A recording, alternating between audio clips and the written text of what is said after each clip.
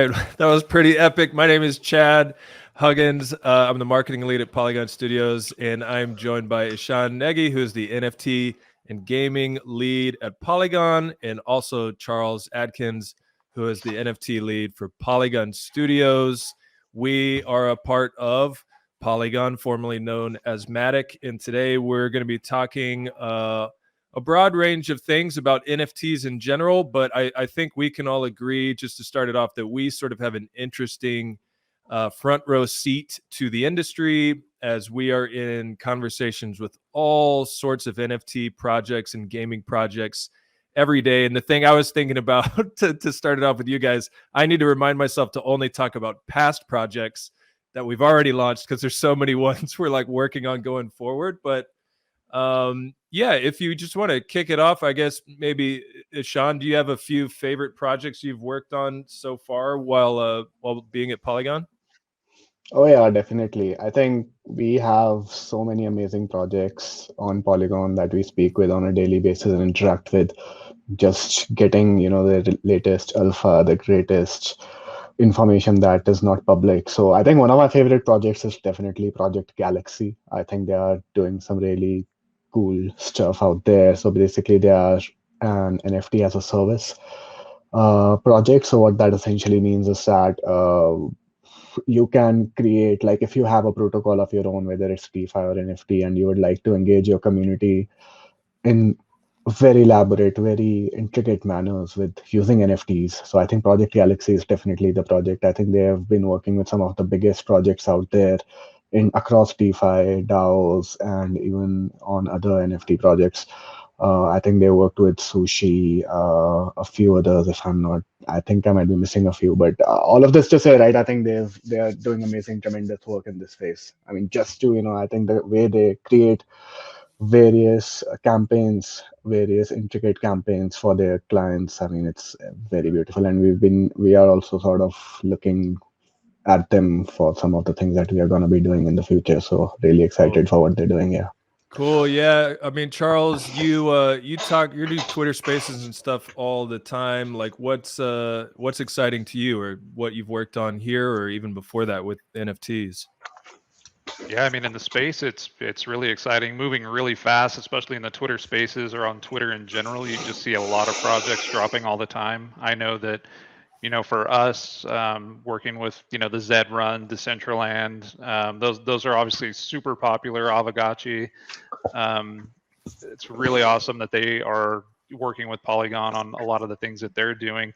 I think, we're starting to see a little bit of, at least for me personally, and the ecosystem that I kind of talk in and work with, we're seeing a little burnout on the PFP projects.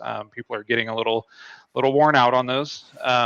So people are having to build in more complex utility, more complex tokenomics, just more rewards that actually come along with the projects, because just doing the simple, the picture profile drop is just, it's not cutting it anymore. I mean, we're already seeing a very strong acceleration in user expectations when it comes to these NFTs. So that's something I'm really keeping an eye on. And then outside of just the stuff that I talk about on Twitter, I'm getting pretty excited about a lot of the industrial use cases and supply chain tracking, authentication. There's a lot of real world gen pop uses that I think are going to be really helpful. Yeah, I was telling somebody actually about the supply chain logistics, a non-crypto person, I should say, and who had to explain what NFTs were in general. And they were like, well, it was blah, blah, blah. And I was like, no, trust me. It's more than just profile photos and stuff like that. But yeah, I mean, at Polygon, so first of all, if anybody isn't familiar with Polygon, we're an open protocol, and we really solve for a lot of the scaling solutions on the Ethereum network. Ishan, do you have like a very brief elevator pitch you give projects about working with Polygon in general? Yeah, so essentially, right. I mean, you're pretty right. I mean, with Ethereum, just like with any other network, as usage increases, it's becomes slow. It becomes more expensive to utilize, right? So there are obviously scalability challenges with Ethereum that severely limit its use cases, right? So obviously, Polygon is there to support. I think we started as Matic network, back in 2017, and then we started off as a plasma-based solution because that was a solution of choice back then. But over time, also, we understood that just one sort of a solution will not really win out, because every solution, whether it's plasma based or whether it's roll-ups, whether optimistic roll-ups, ZK roll-ups, all of them have their own pros and cons.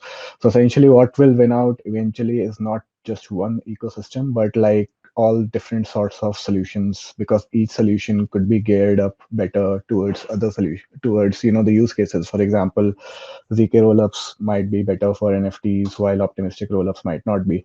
So that is how we, basically rebranded from Matic to Polygon, not just in name but also in scope. So now we are not just a plasma-based solution, but we are an aggregate of L2 solutions. Bringing various sorts of tools also on board. So just now, I think you might have heard we completed a few acquisitions like Hermes Network, which is a ZK rollup team, and they are doing some amazing work. They are one of the best ZK rollup teams out there. So that sort of an acquisition, well, rather we consider it to be a merger, because I think we believe in similar ideologies, and it was really more like a merger rather than an acquisition. So just those sorts of strategic moves are a step in that direction, where we are also now going to come up with our own sets of ZK rollups, and those are going ZK and optimistic rollups, data availability layer, which could be utilized by any scalability solution out there. And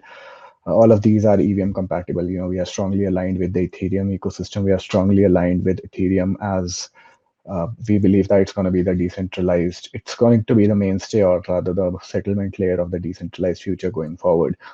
So, I mean, that's majorly about Polygon. You can just to keep it simple, and this is something that we usually, just to explain how Ethereum works, or rather Polygon works, is like you can look at it like, Polygon being a highway on top of a congested road. We are basically there to take off all the scalability, all the congestion problems that Ethereum has. But at the end of the day, all roads lead to Ethereum. There you go. Highway on top of a congested road. So Charles, I know you talked to, like I said, we have this front row seat. My literal first day on the job, somebody was like, "Oh, you've got to lead a Twitter Spaces with Dolce and Gabbana." The first time they've ever had a Twitter Spaces from the official Dolce and Gabbana handle. Like, okay, here we go. So basically, we get all sorts of projects that come to us, but we also get lots of legacy brands, Fortune 500 companies, publicly traded companies. As Ishan was sort of highlighting the different use cases for Polygon, like what do you see? What are the conversations you get into where you're like, this is the market case for why you need to work with on the Polygon protocol? And I should also mention, I'll let you do it, but Polygon Studios is a more recent initiative of Polygon to basically help facilitate and accelerate projects on the Polygon protocol. But as one of our main business development guys, maybe you can give people the Polygon Studios pitch. Yeah, I mean, the real quick version on Polygon Studios is obviously with the explosion in the space. We created Polygon Studios about 8 weeks ago, I think now. And it's really to facilitate the onboarding onto the Polygon network for a lot of larger brands and key accounts. I always tell people my job's really easy because being a public protocol, I am never asking people for money. So that's great. As somebody that works with large companies in business development, that's very rare, and that's a real treat. So I tell people that, we can help out on the investment side with, a handful of things in smaller check amounts. We can help out on the technical side, either migrating contracts or helping with audits or whatever it may be. On that side, we can help walk their in-house developers through that process. And then thirdly, we help out obviously a lot with your team, Chad, is with the marketing side, is we get the word out there once you're kind of on the system, to really promote your project and let people know what's going on. And yeah, I mean, talking to some of the larger brands out there, I think a lot of them have the same concerns that any of the general population have in the NFT space outside of large brands, and that's the eco-friendliness. Obviously, the larger companies have a major lens on this because they have shareholders to report to, executives that are highly concerned about their carbon footprint. So Polygon's a great solution for that because of the low fees and the proof of stake. The way that works is obviously much more eco-friendly. A lot of them have some curiosity around brand security and security in general, and having decentralized nodes and a high number of them is different than a lot of other blockchains out there. So that's helpful. And then really they just want to know, especially on the gaming side, more so than the industrial side. On the gaming side, it's how many transactions can you handle? How big can you scale this thing?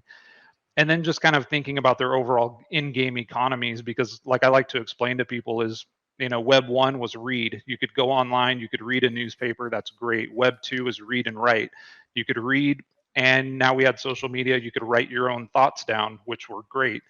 And so in this era, it's more of read, write, and own. Now you can actually take ownership and participate, especially on the gaming side. It's, where things used to be a one-way transaction. I pay in fiat, I get the particular skin or the weapon, I use it, I pass that level, the transaction's over. The company has the money, you have the thing, you can't do anything with it. Well, now a lot of these AAA gaming studios are having to figure out how to run their game economies when they've essentially turned the entire universe into a garage sale. So now you could sell me that item on secondary, you could give it to me if you're my friend, I could give it to someone else. There's all these complexities when it comes to the economics on the gaming side that they're really having to think deeply through. And I think that's why you don't see more of the AAA studios out with games quite yet, is because that process is extremely laborious and it's taking months and months for them to figure out just on the general economic side. But when they do bring those out, it's going to be super exciting. And I'm sure for any of them listening, definitely call Polygon on that one.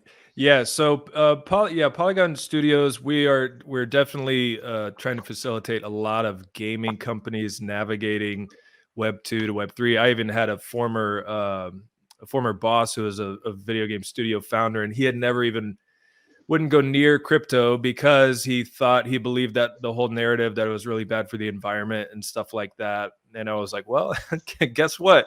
We've got a solution that is not bad for the environment and is basically, carbon neutral, or however you want to describe it, because the transactions are almost nothing. But and so he's super excited about it. And the whole, years ago, it was all about the free to play, trend in video games, and that's just blowing everything up. And how could a game like Fortnite, that it costs nothing, you have to buy it, make so much money? Sean, I don't know if you play any of these games currently, any current Web3 games, but talk more about the user experience, like what it's going to be maybe in the next couple years as you go from free to play stuff where I'm just buying a whole bunch of Fortnite skins to no pun intended, having actual skin in the game, in those in-game economies.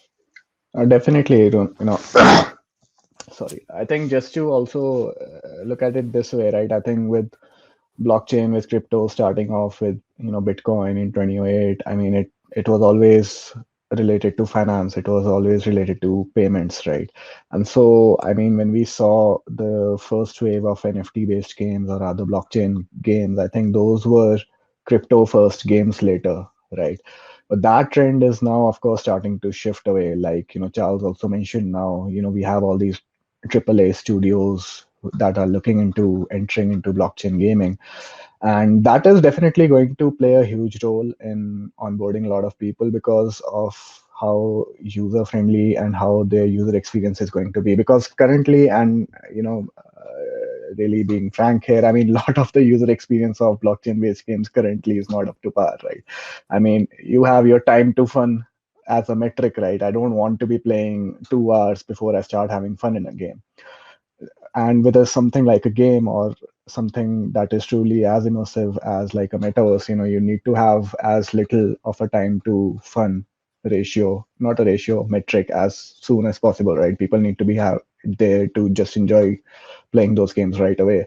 And that is something that I feel is currently lacking in a majority of crypto-based games. But at the same time, also seeing really amazing AAA based games. I wouldn't say AAA level, but almost on the same level of AAA. Like, for example, if I take one name, Skyweaver by the Horizon team, I mean, it's just one of the best games I've played out there. The art is immaculate, the user experience is flawless, and they've really done some amazing work in everything that they've done, whether it's product customization, creation, conceptualization, whether it's marketing. They've onboarded some real great artists. I mean, you look at their Instagram accounts, it's just beautiful to watch. So, I mean, there are such projects also that are now coming that are, more focusing on the gaming aspect of things and the user experience. And at the same time, we are also at that stage where now we have developer tools that can make games really seamless, right? In the past, maybe let's say a year back, or maybe even a year, or maybe even just like 6 months back, I mean, we did not have maybe a large amount of tools that could make the user experience during games really seamless for users. That is obviously something that's really needed, especially in the NFT and gaming space, where I believe product design and user experience matter more compared to, let's say, DeFi.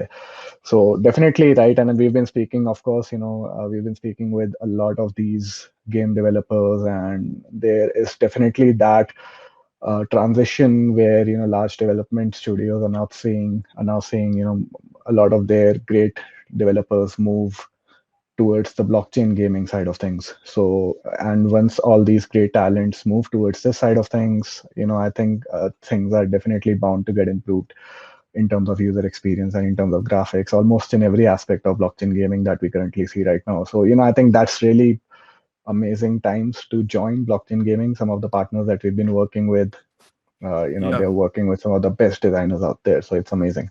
That's one of the most fun things to me about what we get to do here is, Polygon's an open protocol. We want people to build on it. We don't necessarily know what they're going to build. So it's oftentimes exciting in those intro calls to get the pitch straight from the founders and hear what it is they have planned. Charles, you mentioned a little bit maybe of a burnout on PFP NFT drops. And you sort of referenced some extra utility being maybe a new benchmark. Can you talk a little bit more about what you mean by utility and maybe some examples of some exciting stuff that you see people trying with NFTs?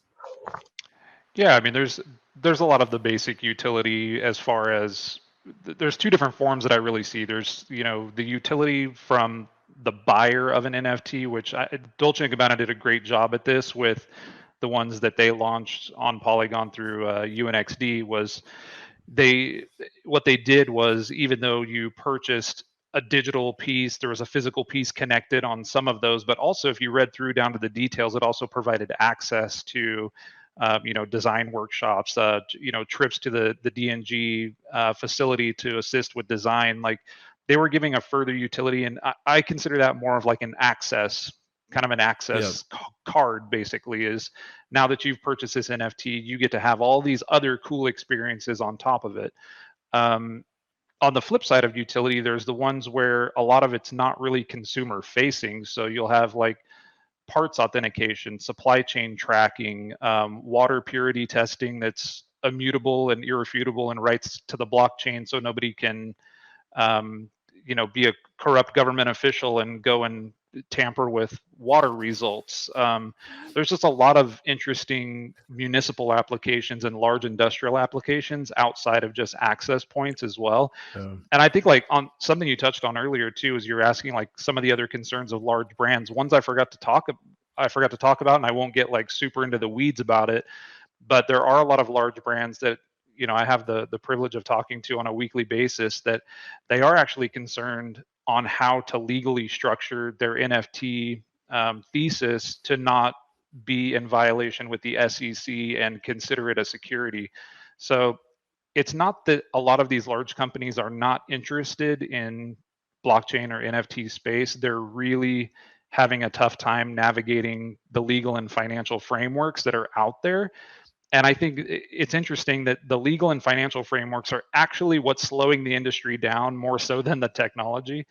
And just like Ishan said, like, just seeing things ramp up so quickly is really exciting. I mean, I remember, Web 1.0 days. Like, I'm kind of an old dude, and like, I remember it's like the first time somebody could stream a video of a coffee pot over the internet. You were like, wow. And it's like, it went from like 20 people around a computer being like, hey, that's a coffee pot 3,000 miles away, to like, now we're just on Netflix doing, whatever. So it's like the technology, and even like Friendster in the beginning, the first social network, one of the first social networks, it basically just looked like a group, like text. And everyone was like, wow, we're all talking to each other on the same thing. And it's like, but it just ramps up so quickly. Yeah. As far as the speed, I've never experienced an industry moving this quick. And I'm old as well. Like I remember, as far as a funny anecdote, I remember YouTube came to my college campus handing out like free t-shirts, trying to get people to sign up for YouTube. And it was like, what a strange thing that I would watch TV on my computer or whatever. But no, so if sometimes if I think about that, I'm like, holy cow, what is the next however many years hold for this industry? It's yeah, I think it's going to go a lot further than celebrity collectible, digital cards or whatever. Although we should say we have lots of that. So Totally. Yeah. And I mean, that's one thing, like one of the reasons I chose to come to Polygon especially was because of just the willingness to iterate and pivot so quickly. That's what's going to be most important in this industry is, kind of analyzing the landscape and making those pivots quickly. Because I mean, I remember when FTP protocol was the thing that everybody sent files on. Well, it was 10 years, almost 11 years until HTTP came out. So it's like from today to 10 years from now, it may not be anything that we're looking at today as far as a layer one solution that's going to be, the quote unquote winner. It's going to be people like Polygon that are willing to pivot, that are willing to partner and, merge with people like Hermes, like willing to make those quick pivots in the industry. And that, I mean, that's why I came here in the first place, is just the pivoting is really helpful. I mean, just to add to it, I mean, it's amazing. Like everything is moving so fast, but at the same time, that presents itself with its own set of business challenges, right? I mean, you can't really strategize for something 6 months down the road because that becomes antiquated. That becomes like an antique by the time you're trying to do, right? I mean, you really cannot plan for much for long here in this industry. But that's again, like Charles mentioned, that's been one of our forte since we really began, the agility to pivot and to re-strategize, strategize, learn, unlearn, iterate. I think that is, like Charles mentioned, I think that's crucial. For sure. And so, yeah, I mean, platforms like this are great because that's, to me, I feel lucky because I, have this position in this industry where I'm sort of, my job is to keep up with what's going on. But for anyone else, just got to try to keep up with all the stuff that's going on. And to be honest, it's so crazy on our side. Sometimes I don't even hear about projects that are launching on Polygon till afterwards. For instance, I don't even know if you guys know this, but Switzerland's postal service is using Polygon.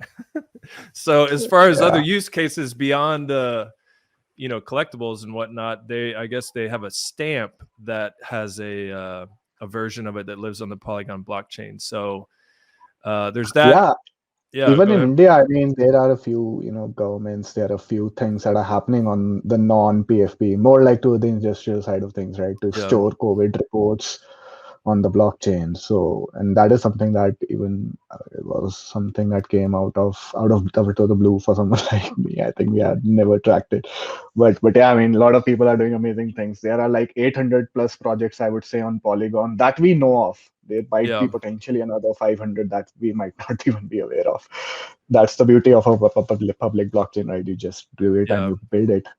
I should say Polygon is an extremely global organization. If you can't tell that right now, Ishan's in India, Charles is on the west coast of the U.S. I'm in Texas, but like we have people literally every day. I'm like, man, I feel like I talk to somebody in every single time zone in the world today. So wherever you are, feel free to reach out. On Wednesday, I'm excited. We're doing a little Twitter Spaces on an NFT drop with an artist from Nigeria. I mean, we got stuff from all over the place. But yeah, I guess as far as who's gonna win, that always happens in NFT conversations as far as protocols and like mainnet versus all these other solutions or whatever. But my personal theory is it's going to come down to where are the creators going, where are they most interested in, who are they interested in working with, and yeah, I don't know. Maybe a short pitch or something, Charles, to anybody watching this, as far as like whatever project they may have going on, what's in it for them if they come over to talk to you at Polygon Studios or somebody at Polygon. Yeah, I mean, just kind of putting a pin on that point you just made. An old Sony executive had told me, you know, it really does lie with the creator and the IP, and that is a very important piece of this entire puzzle. Because if you think about, you know, when you go on Netflix or when you go on Hulu or whatever it is, you don't just say, oh, I'm going to watch Netflix. Like, you actually know the show that you're going there intending to watch. And that's kind of the equivalent of a celebrity or a sports star or an IP or a brand. They have the ability to build wherever they want. They are the important ones in this space. I say for Polygon Studios, I do feel obviously biased, but I have done a ton of research over a long time that we're the best at migrating those people into an ecosystem that's open, fast, highly secure, and can really take their brand to the next level. We really try to support that as much as we can. And we really do believe in the creators and the IP overall, and whatever the brands are behind the project. Awesome. I mean, just to maybe add on to it, right? I think what is also really important is the community, right, behind that artist or behind anything for that matter. I mean, you look at Ethereum, for all its problems, right, it has such a huge community, right? I mean, it's ridiculous how much, you know, despite its problems, despite its scalability challenges, a lot of it is directed on Ethereum rather than any other chain. And at the same time, right, I think at Polygon, one of our main strengths is basically, you know, the network effects that we have been able to generate, whether it's DeFi, NFT, and gaming, and having that very strong community and having that community first approach. I mean, we recently, you know, moved towards a DAO structure, right, towards a more progressive decentralized structure. So that is another way for us to showcase that, you know, we are very community driven, and that translates itself not just from a protocol level, but also towards the projects, like Charles mentioned, right? I think artists are amazing, their IPs are amazing, and at the same time, you know, having that very strong community is also really important. And at the end of the day, I think really having that community will be a huge factor in determining, you know, which blockchain gets adopted the most, where you see the most transactions, where you see the best of the projects out there. And Ethereum is a living example out there, right? I mean, despite all its challenges. So yeah. Awesome. Well, I think that about does it. I concur with their sentiment, and you know, we're excited for anybody watching this to come chat with us or reach out online and become a part of the Polygon community in general. Thank you to NFTCON for having us. We've had a good time chatting about NFTs. Yeah, great chat. Thanks to NFTCon for having us. Thanks, Chad, for hosting this, and Charles for being a great counterpart in this Yeah, thank you all. discussion. Yeah, thanks a lot.